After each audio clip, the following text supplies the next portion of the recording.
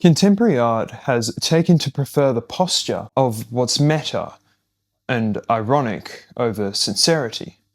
Now, I'm not new to this view, but it seems the trajectory of culture continues to span on this fatal path. Each artist's station is ever crowded with a surplus of history, and amassed over the vastness of space-time, this inherited knowledge washes sincerity further from shore. Now, in the visage of the few modern artists who still bother to create, there dwells too much knowledge. What's most fatal is that knowledge apprises one to injustice. There the modern artist is seized by the incommensurability and incoherence of the contemporary ideal of historical awareness, which prizes, above all, an awareness of the unjust. Against this, the artistic type faces the yawning abyss and seeks refuge in art's most prominent modern forms, metacriticism, irony, and consumption, but in doing so, they forsake creativity as this original act, and they become beasts of self-gratification, permitting themselves only the design implements of mockery and criticism. David Foster Wallace, no doubt an author you would all be familiar with by this point, belonged to the postmodern tradition. Postmodernism was the prevailing artistic ideal in the cultural aftermath of the Second World War. When the West was liberated from the threat of fascism, so artists and intellectuals were at last emancipated to follow modern ideas and ideals to their bitter end. Wallace was careful to circumvent the trappings of postmodernism, though his work is only really coherent in the cultural vacuum of the post-war, where meaning had collapsed. He was aware of this, wrestled with the manifold paradoxes of contemporary art, and in his essays and interviews it was there he pondered the purpose of art in the cultural economy and what its uses would be in dark times, so to speak. His commentary is only coherent with the presuppositional recognition that we do indeed live in dark times. This deep attention to the ebbing cultural ontology bored at him, slowly, and never did he shake this gnawing strangeness of postmodernism that in time would consume him. The most helpful view of postmodernism that I've found is given in Stuart McIntyre's grand sweep that is, of Western philosophy after virtue. There, McIntyre locates postmodernism as the aesthetic analogue to the predicament of the post-Enlightenment. Using Nietzsche as its darling, McIntyre sets postmodernists as philosophers and artists of sobriety, earnestness, novelty, and chiefly, above all of these values, self-legislation.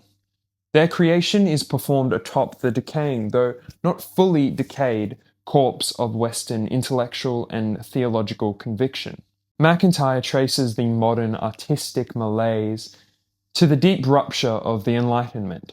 The Enlightenment was an attempt to naturalize Christian theology, using mechanics of science, as Enlightenment philosophers sought to, and failed, discover a natural ontology commensurate to Cartesian dualism in the natural world. They fractured tradition, metaphysics, and epistemology altogether, and with the Enlightenment's failure, so art and philosophy detached from cycles of mythology and belief. Artists became crusaders, lacking ends to their crusade, unmoored as they were from the communal telos, and with no castle of tradition to receive and limit their work. It was only private temperament and taste that could limit their creation. The postmodern order is one of anarchy and excess. The highly individualized moral system behind the postmodern creation is the exchange of Enlightenment optimism and post-Enlightenment irony. And for McIntyre, the Enlightenment did not do so much as to disappear as hollow out traditional institutions. Substantive commitments like belief in God or the absolute, a thick account of the human good, lost credibility, while procedural inheritances endured. the primacy of reason, the authority of choice, the ideal of the self-determining individual conceived without a given essence. So, with the deconstruction of theology, the strictures that traditionally anchored art were too deconstructed, and this becomes the source of the artistic malaise we now face, where the avant-garde in art, the new, the daring, once thrived at the margins of modernism or a conventional telos. The deconstruction of these accepted premises rendered obsolete avant-garde art. What purpose can the avant-garde serve if it has nothing to challenge, nothing to overcome? With metacriticism, the world is a great pit of relativism, of irony. The outcome is an anarchy of the values and forces that govern art. Artists become boundlessly scrupulous in the pursuit of novelty and irony with their creations. Rather than meet the day and the moment as it arrives, the sick postmodern soul is divested of its artistic purpose. Before the postmodern, the artist confronts always history. The past is the true object they must grapple with. The ceaseless conveyor belt of human affairs petrifies in the mind, and it forms like a sort of rock, there making an immovable conglomeration of history's defeated gods and ideals. To the postmodernists, the only solution was a resort to an atheistic, despairing self-creation. If we have no coherent good or tradition by which we're unified, as history has concluded, then we must also have no needs. And if we have no needs, then our soul requires no substance for nourishment. This type of person stands not within history, but outside of history. The great conceit of the postmodern is some belief they have transcended the naive and perennial struggle of man and arrived at the end times, the final destination, a position of ahistorical neutrality, like Camus' Sisyphus, who can stare out atop the cliff of meaning into the ceaseless void of the absurd, because we Westerners have absolute material comfort and live like medieval kings with all our physical needs accounted for. Our vantage point, like some primordial throne, is a vista from which all human striving is to believed to be observed. David Foster Wallace arrived at these conditions of the post-Enlightenment. To him, deliberate and perhaps boring art divested of commerciality serves what remains as still human, what's magical, and what still lives and glows despite our time's darkness. In the postmodern framework that has rendered obsolete a universal and commensurable definition of the good, the artist has no standard against which their creation will serve and meet, save their own will. To Wallace, the effects of this reality were less an opportunity than the spawn of decay. He saw irony, something he once very poignantly described as the sound of a bird who loves its own cage, like novelty and rampant consumption, all features of postmodern ontology. On the frontier of decay perches academia and commercial culture, two festering wounds driving out the creative conscience. Somewhat paradoxically, how I read the commentary is that the remedies of decay are also its symptoms. Wallace writes, academia and commercial culture have somehow become these gigantic mechanisms of commodification that drain the weight and colour out of even the most radical new advances. It's a surreal inversion of the death by neglect that used to kill off present art. Now, present art suffers death by acceptance. We love things to death now. He lamented the decline of vitality and community in American culture. Less and less was authenticity possible here. Artists sooner face disillusionment than navigate the despairing depths of cultural obscurity.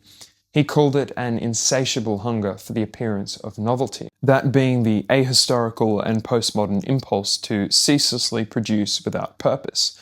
And art is not an enterprise itself, but sublimated as just another implement for the vain to self-credentialize and earn an income. This is why academic and modern or commercial artists even positioning themselves as the antidote to this cultural decay, are in fact what's catalyzing its deterioration. The commercial form of art, taken to its extreme with the endlessly abundant conveyor belt of trashy television, is art's very negation. Art is the only enterprise capable of reckoning humanity and exacting a transformation. Art is the great human endeavor to confront, to challenge, and to overcome history. We emerge from one age and transition to the other only through artistic discovery. Today, however, art has become some zombified edifice for the wealthy to manufacture some cheap fame, then retire to the Hamptons. The contemporary conditions view art not as an end, but instrumentally and beneath humanity.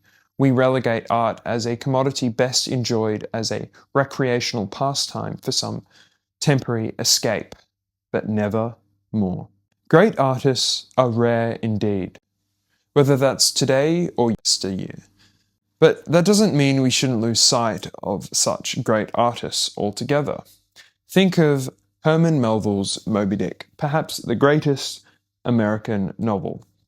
Now, this suffered the death by neglect fate that we've discussed. Melville penned in a letter to his friend, "Though I wrote the Gospels in this century, I should die in the gutter." And he was right. He remained in the gutter until his death. Moby Dick, over the course of his life, remained no more than an obscure, perhaps esoteric tome, and never was it properly appreciated until after its author, Melville, had departed. Central to my argument here in contrasting Melville to postmodern art is fundamentally its scope. Melville arrived at the mythic cycle of his day and attempted to reckon with its malcontents. Melville was self-assured of Moby Dick's profundity and scope as a conduit to realities beyond, as Donatarte articulates about what good art is. As an artist of supreme conviction, Melville negotiated the values of the zeitgeist and attempted a profound religious achievement akin to that of Christ, as he would put in that letter, or another grand historical type. Melville seems undisturbed with the sober reality his work will land without regard. Despite having created a new frontier of the human imagination, his output was only ever appreciated posthumously. The self-election to obscure himself from society is inseparable from his artistic pursuit. He was met in his day by the daemon, who counselled him away from comfort. His most profound ideal was beyond the postmodern grasp. His tragedy and his work arose above the contemporary standards and categories of the market and academy. Postmodern production, conversely, and very much unlike what Melville did, absorbs itself into the existing plethora of the imagination and is subordinated to the enterprise of content designed for consumption. Art cloaks a false novelty to purport an assertiveness in the scheme, but this is a smokescreen. Any insurgent effort takes place within the apparatus it already serves. Novel art is a landscape, and in this landscape, dominated by academia and commerciality, it conjures an illusion of profundity that, when sounded by Nietzsche's hammer or tuning fork, proves hollow. It accepts the regime it pretends to sabotage, and this is perhaps what's most tragic of all. Mistaking the one-upmanship of its art for the avant-garde and for genuine risk, the wager was his belief in an opposition to content. He refused the culture's demand for immediate legibility. Wallace believed that all contemporary art abounds in this malaise. Such art emerges only in dialogue with the existing landscape, trying hopelessly to enter the fold of the dialectic.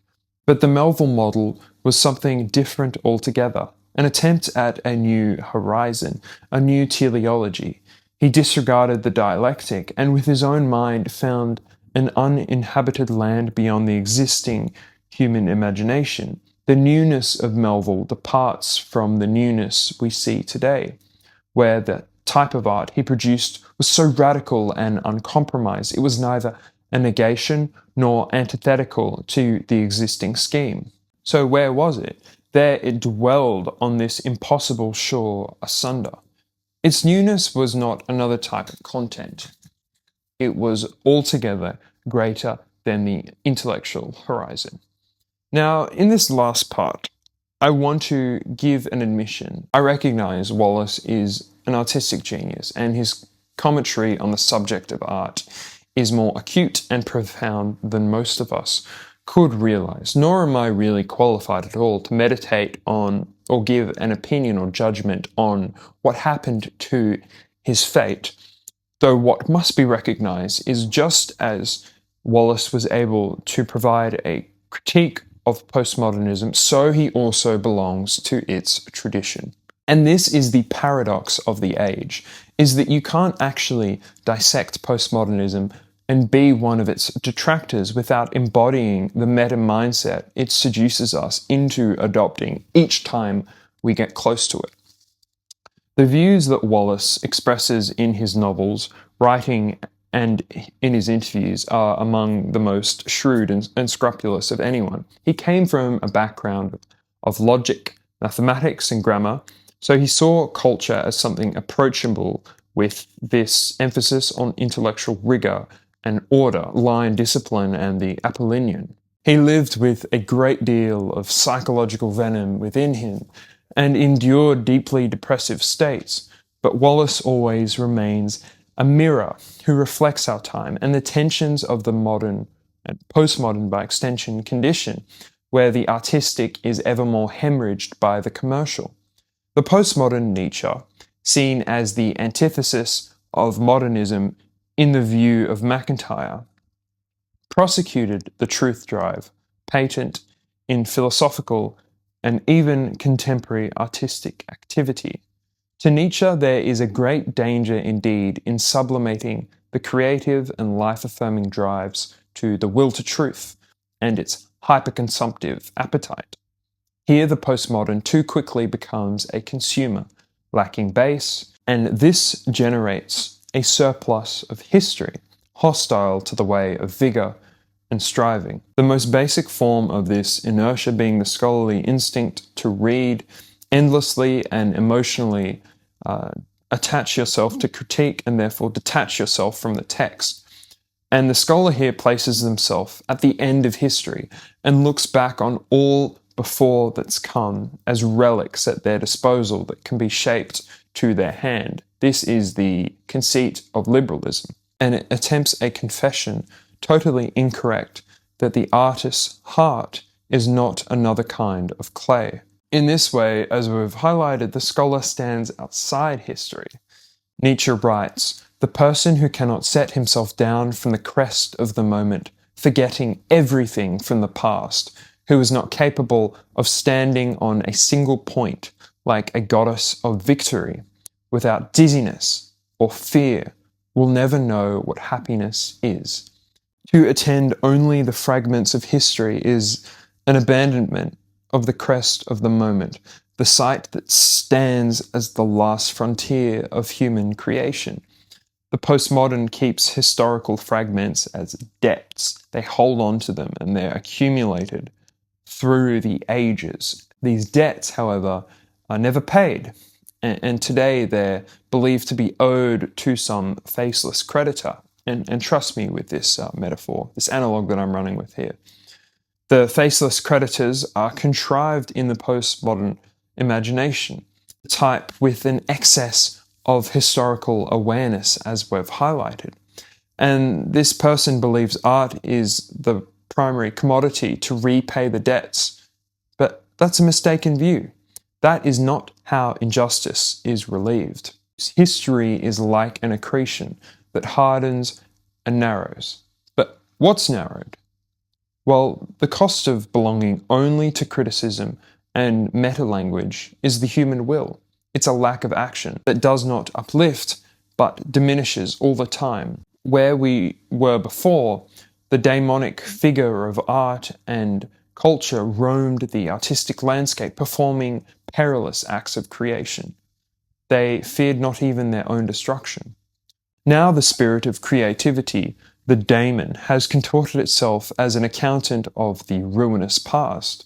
Nietzsche is much maligned by his liberal descendants for extolling the virtues of men like Caesar or Napoleon, or other tyrannical historical figures. We moderns take it that anyone who wants another Napoleon seems a dangerous fantasy. But the names of his idyllic types may well be substituted for any other, provided the stuff of their creation is not of a slavish variety.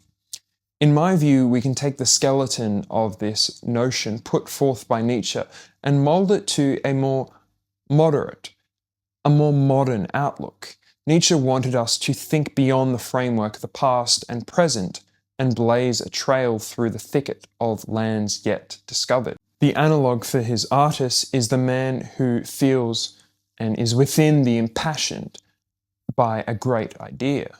In such moments, this man embodies the superhistorical and imposes himself against the thronging movement of our kind. There is blindness in his soul, there is forgetfulness, everything is forgotten, the future becomes an excess. All the histories are poured out. The sole enterprise of such a superhistorical figure is fate itself.